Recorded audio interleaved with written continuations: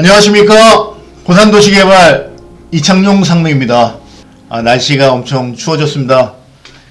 오늘 너무 추워서 좀 목소리 입고 이렇게 좀 방송을 진행하도록 하겠습니다. 리모델링을 진행하고 있는 많은 추진위에서 추진위에 물어보시는 팩트 두 가지가 있습니다. 하나는 뭐냐면 몇 평 늘어나요? 두 번째는 그러면 분담금은 언제 냅니까? 얼마 내요? 언제 냅니까? 이런 내용 가지고 얘기를 하시는데 이거 보면 참 상당히 답답한 부분이 많이 있습니다. 그 내용을 설명을 좀 드리도록 하겠습니다. 이거 모르시면 절대 리모델링 진행하시면 안 됩니다. 먼저 번에 저희가 설명드렸던 내용인데요. 한눈에 보는 리모델링 절차라고 해서 리모델링 결의서를 낸 다음부터 시공사를 선정하고 그리고 안전진단하고 인허가가 완료된 이후에 그 다음에 리모델링 허가에 대한 동의서를 그때 낸다라는 내용을 한번 설명드린 적이 있습니다. 그 내용을 보시면 여기 보시면 21년도 22년도에 리모델링 결의서를 내십니다. 그건 뭐냐면 한번 우리 리모델링을 해보자. 그래서 무료로 다 견적이라도 한번 받아보자. 이런 내용으로 리모델링 결의서를 내세요. 그러고 나면 무엇을 하냐? 22년도 상반기가 지나서 시공사를 결정하게 됩니다. 그러면 어떤 시공사가 될지 모르겠지만 시공사가 들어온 것들을 조합원들이 결정을 하시게 되고요. 그리고 나면 연말에 안전진단을 하고 그 이후에 인허가 과정을 거치게 됩니다. 인허가 과정을 거치면 그때 뭐가 결정이 되냐? 몇 평으로 갈지 또는 일반 분양을 몇 세대나 할 수 있는지 이런 것들이 결정이 돼요. 다 결정이 되고 나면 그러면 그때 뭐가 결정이 되냐? 본인들의 분담금이 각 평형별로 얼마를 분담해야 되는지가 결정이 됩니다. 그러면 그렇게 다 결정된 평면과 분담금을 가지고 마음에 안 들면 어떻게 하시는 거예요? 리모델링 하지 말자. 이런 돈 낼 거면 재건축하자. 아니면 그냥 살자. 이렇게 결정할 수도 있고 이 정도면 괜찮다. 이 정도면 아파트값도 많이 올라갔고 그리고 분담금이 이 정도라 그러면 향후 아파트 가격 올라가는 거 대비 적당하다. 이런 내용들이 결정이 되시면 리모델링 동의를 하시면 되는 겁니다. 그렇게 해서 뭐냐면 전체 소유주의 75% 거의 대부분이라고 보시면 돼요. 4분의 3이 동의를 하시면 그때부터 비로소 리모델링이 진행이 되는 겁니다. 그러면 좀 더 자세히 이 부분만 좀 설명을 드리면 이런데요. 평형과 분담금은 도대체 언제 결정되냐고 시작할 때부터 물어보세요. 추진위에 물어보고 정비업체에 물어보고 설계업체에 물어보시는데 실제 언제 결정이 되냐? 다 견적 다 내보셔야 돼요.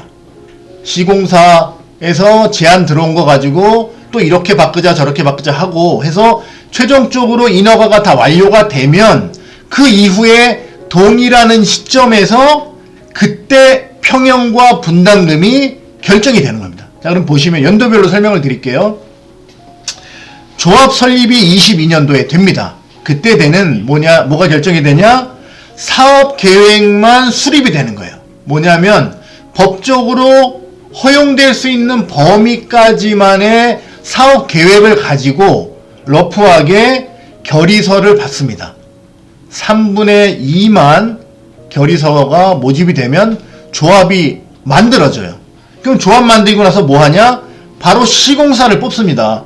그럼 시공사를 뽑으면 시공사가 뭘 하냐 하면 본인들의 설계를 제안을 해요. 시공사 뽑을 때 22평은 이렇게 만들겠습니다. 단지는 이렇게 꾸미겠습니다 하면서 어떤 제안서가 들어와요. 그러면 그 중에서 마음에 드는 시공사를 조합원들이 고르시면 되는 거고요. 그런 시공사를 고른 다음에 그 설계대로 그대로 가느냐 하면 또 그게 아니에요. 왜 그러냐면 리모델링은 내 집 고치는 거기 때문에 마음에 안 드는 부분들이 또 있을 수도 있단 말이에요. 그래서 뭐냐면 의견 수렴을 하고 설계 설명회를 계속 반복적으로 진행을 합니다. 그래서 완료가 되고 나면 그거를 가지고 심의를 접수를 하게 됩니다.